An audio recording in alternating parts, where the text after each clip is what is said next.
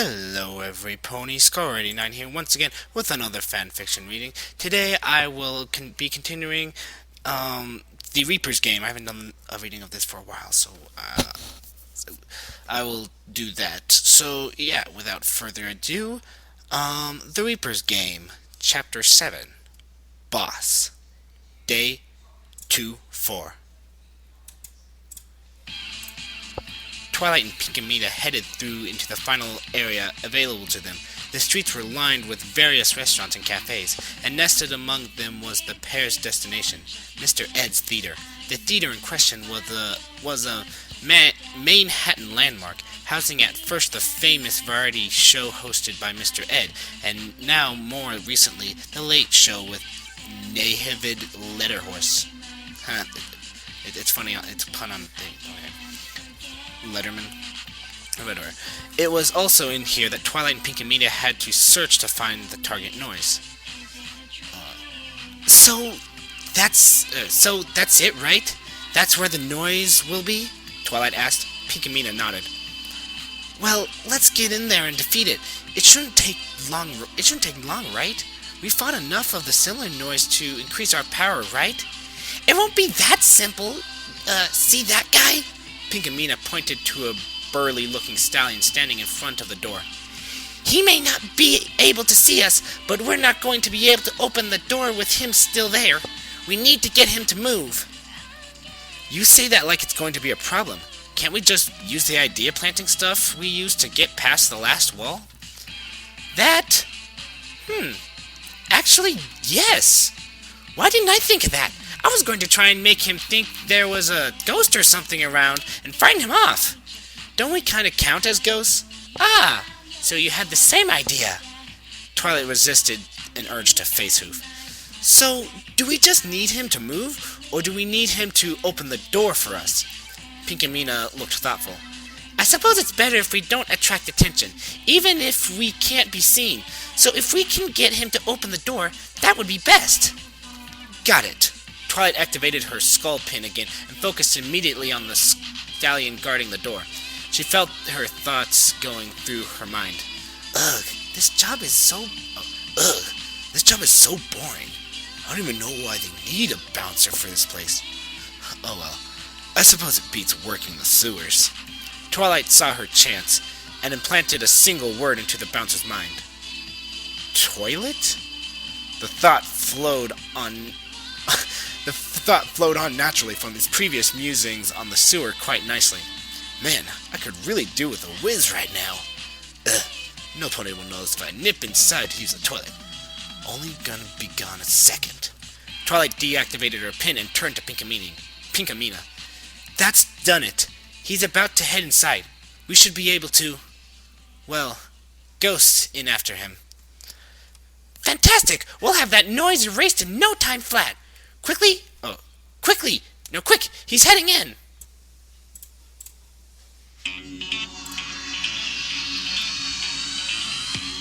The pair hurried into the theater's foyer, managing to get in just before the door closed behind them.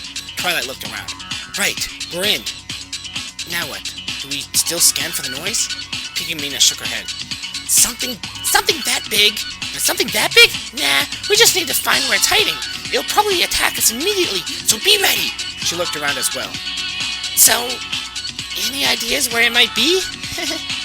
Well, I thought you know. Why would you think that? It's not like they reuse the same missions every game.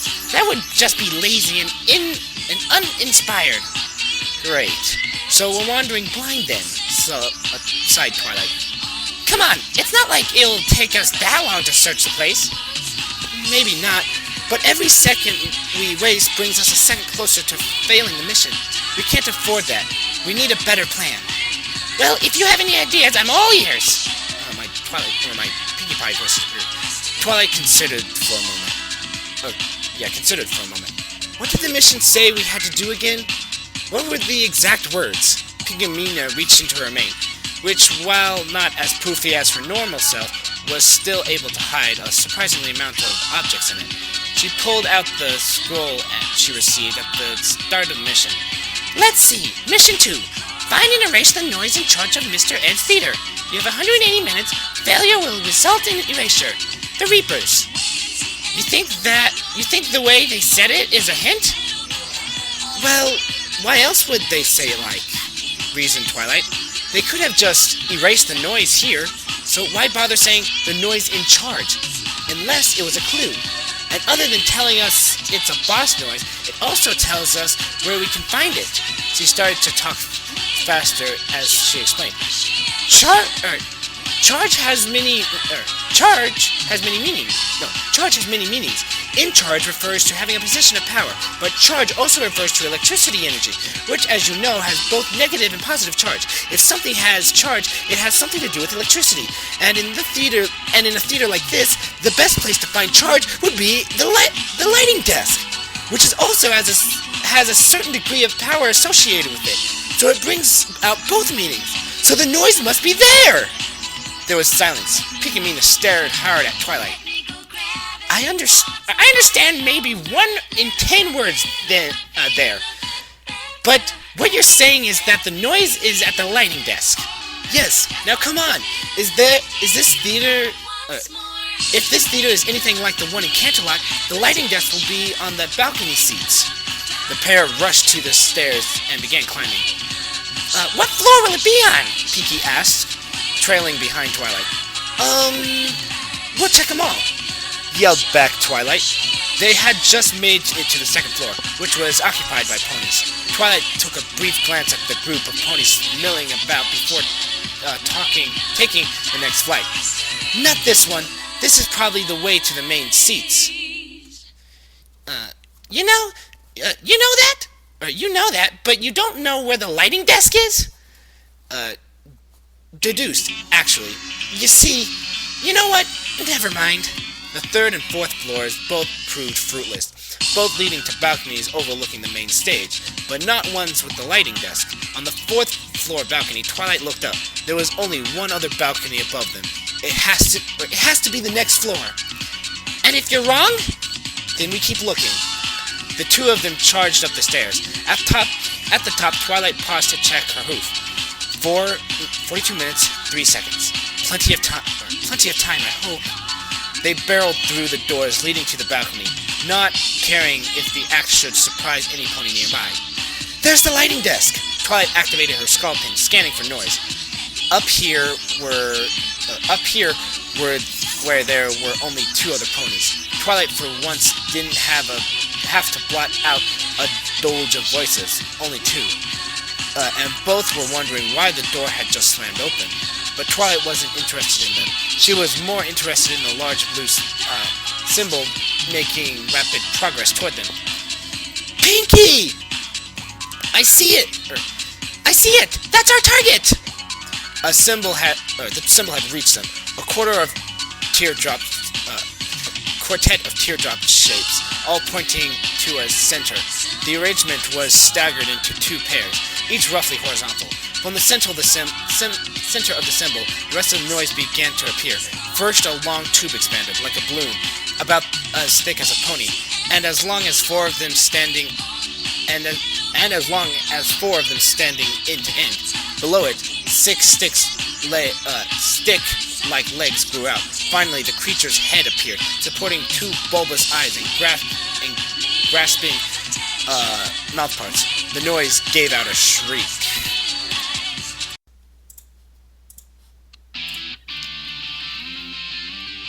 A dragonfly? Twilight shouted to Pinkie over the shriek. We can take this, right? Right! She shouted back. The dragonfly zipped toward the 2, beginning the transition to the noise plane. The world appeared to brighten, to the point of almost blinding Twilight. As the light faded, she found herself down on the first balcony. Looking down at the stage, she spotted Pinkie on the theater stage, the noise hovering just out of her reach. Twilight looked around for her copy of the noise to take on, but couldn't see one anywhere. Something's wrong! There's only one noise! She yelled down to Pinkie. It's a boss noise! They work differently! The main one is that there's only one of them! So what do we do? So what do I fight? Twilight spun to see a small swarm of parasprites noise hovering behind her. Oh! Pinkie sprang sideways as the dragonfly rushed past, barely dodging the attack. She focused on her first pin, the one that let her perform the flurry attack. She began her charge. Because of the way her pin worked, she was forced to stay in one place once the actual attack began, which was a weakness on occasion. As was the case now, as she reared onto her hind legs to begin the attack. The dragonfly moved out of the attack's range, leaving her attacking the air. She finished her futile attack just in time to dodge a sonic blast attack fired from the creature's wings. Okay, if that attack isn't working, time for Plan B! She focused on the space just above the dragonfly, preparing for the teleport attack that the other pin used. Just as she felt the attack begin, the noise moved again, faster than anything that size had any right to move, and her attack once again connected with only the air. She tried again, aiming closer to the head of the creature than before. Once again, it had moved out of her attack range before the blow could connect.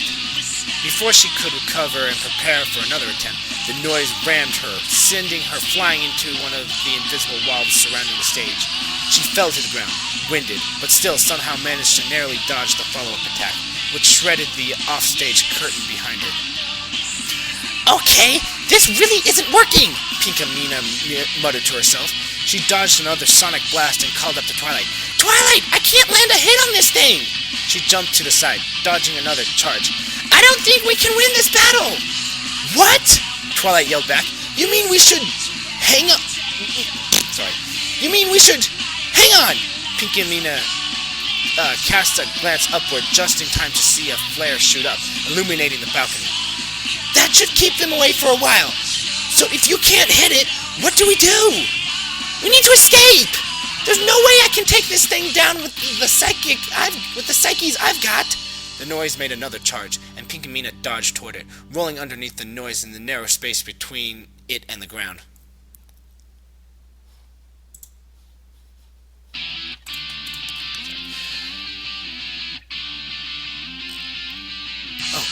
But if we don't take the noise out, we can't beat the mission.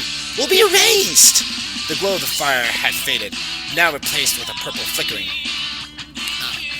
We can't beat the noise, but some pony else might be able to. She dodged another sonic blast. But if we keep fighting, we're certain to be erased.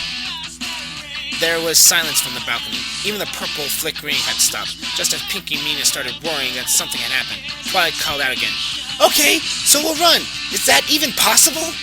Barely! Just leave it to me! Pinkie turned her attention away from the balcony, almost too late to see the noise on a direct collision course with her. At the last second, she managed to duck, the noise flying over her head. With a bit of breathing space, she focused now on the prospect of escape. Being able to escape from noise battles was not something that was strictly possible by normal conventions.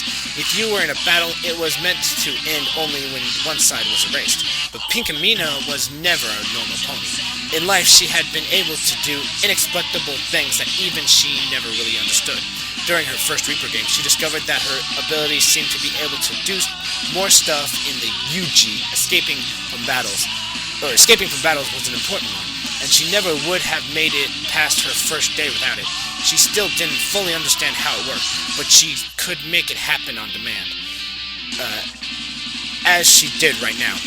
Around her, everything seemed to stop, as if time had paused. Even she couldn't move, but unlike those around her, she remained awareness. It was strange. In this strange paused state, she began to concentrate on the idea of escaping. From seemingly nowhere, a hovering rectangle floated before her mind. On it were two words: gotta bounce. She focused her attention on it, and the next thing she knew, she was back on the balcony in front of the lighting desk. Twilight sparkled beside her, looking confused. What just happened? Before Pinkie could answer, she was interrupted by a shrill cry from behind them. Both ponies looked around to see the noise, still in dragonfly form, and it was angry. The pair exchanged glances. Run! Run! They burst through the door, leaving the light tech staring at... What? They burst through the door, leaving the light tech staring at the door in puzzlement for the second time that day. They raced down the stairs, taking 4 stairs at a time in their haste. Behind them, they could still hear the shriek of the boss pursuing them, thankfully slowed by the narrow passageways.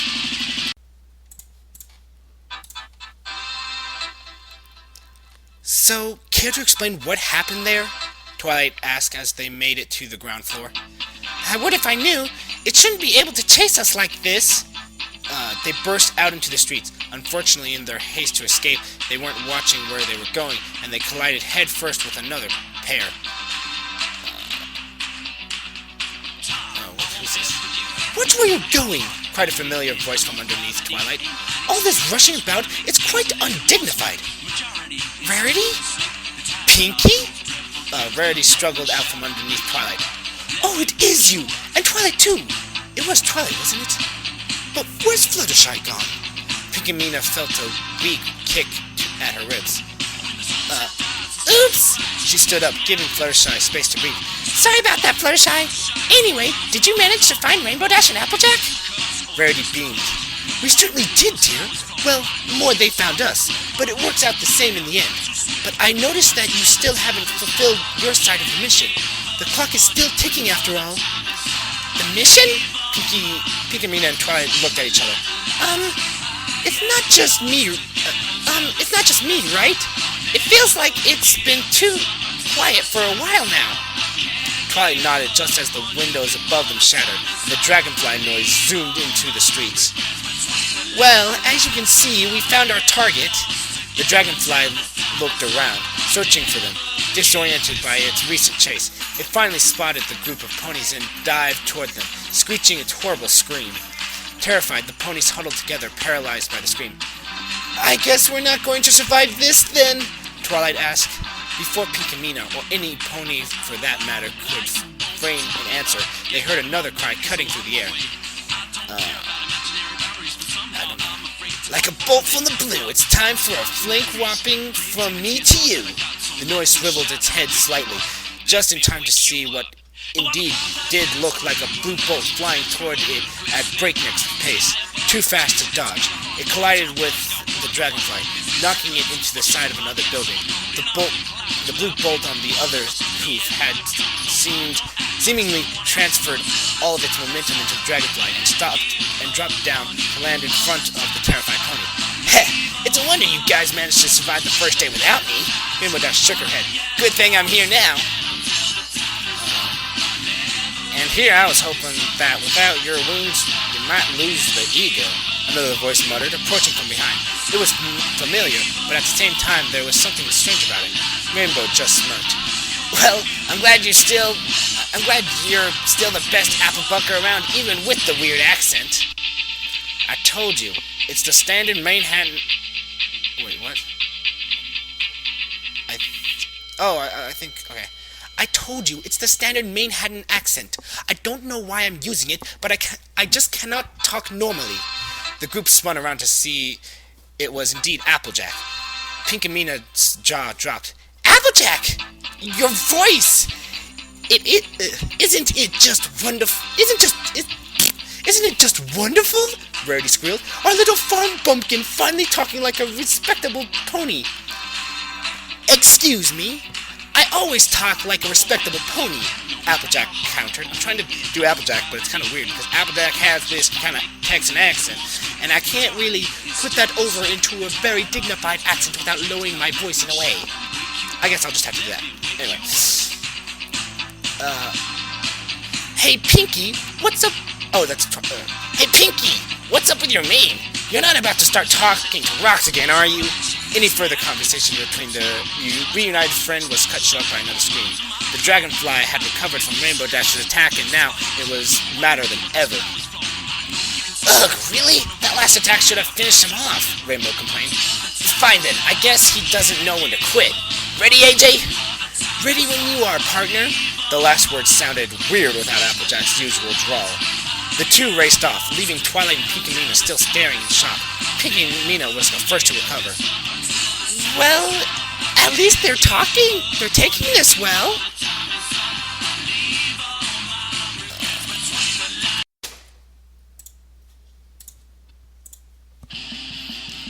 Applejack and Rainbow Dash arrived just as the dragonfly began to take off, presumably with the intent to attack again.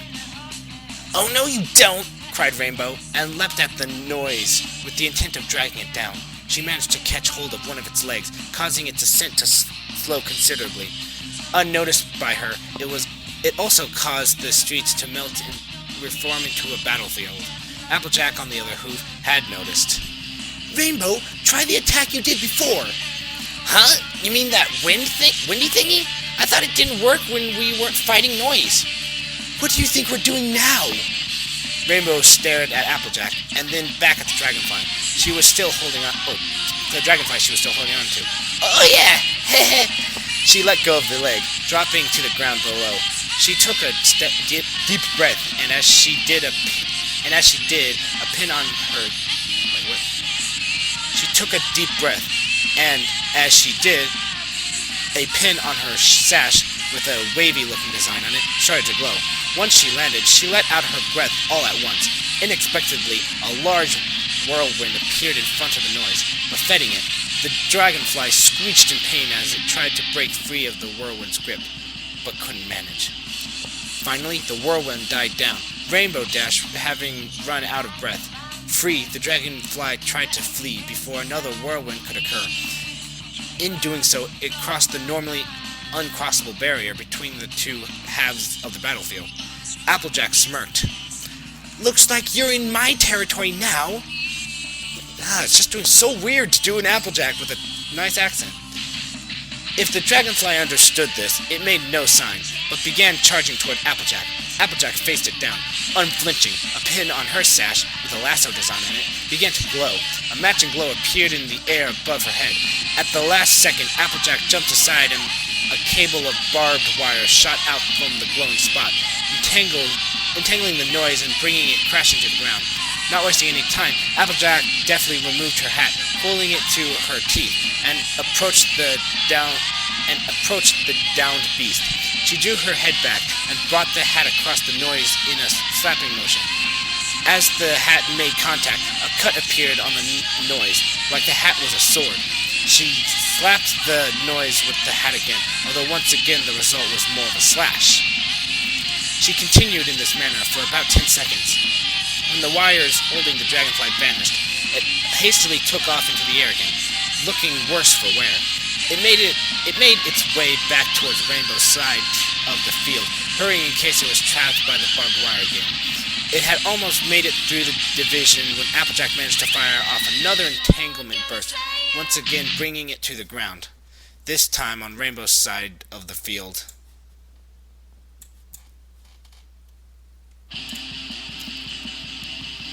The cyan mare was on the opposite side of the field, seemingly waiting for the noise. Upon seeing it was trapped, Dash began to charge towards it. Turning the tables, she quickly became a rainbow blur, and another one of her pins, this one with an emblem resemblance to her cutie mark on its side, started glowing. She quickly closed the distance between them. A second later, she collided with the noise, creating a loud boom. This was finally too much for the noise, and it flashed once, twice, before vanishing into a burst of static. The battle was over. Applejack checked her hoof to find the timer gone. The mission was complete. Day 2. Meetings and battles. End. Whew, so, thanks for watching my video. That was a great chapter. Very good chapter. Glad I finally got back to reading that. Tell me what you thought about the music. It was a little weird at some points because I got the wrong YouTube videos and stuff, and I'm trying to make it as realistic to the game as possible. So BGM music everywhere. BGM music everywhere. You can't see it, but I'm doing that one meme with the Toy Story. Never mind. Anyway. So, yeah, thanks for watching my video. Go check out my other videos if you want to. Go check out Multi Fanfic a Day and Brony Fanfic. Really good friends of mine. And they do really good readings. Like, subscribe if you want to. Troll me. I really don't care. And yeah, so I guess with that, I will see you guys later. Brony on!